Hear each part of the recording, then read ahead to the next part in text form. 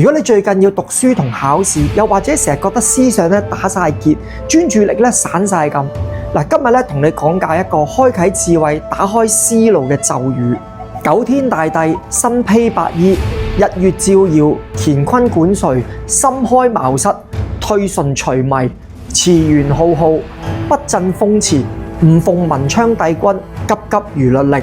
呢度咒語咧就叫文昌開胃咒，努力修煉嘅話咧，可以幫你穩定心神，接通呢個智慧氣場。喺每日清晨或者讀書前咧就念7遍，喺考試前咧就每一日咧都念21遍。念嘅時候咧一定要專心一意，最忌咧就中途打斷，個心咧有雜念，一定要咧持續去做。如果你想效果更加顯著，就佩戴一道文昌智慧符放喺心口度，結一個簡單嘅請神印，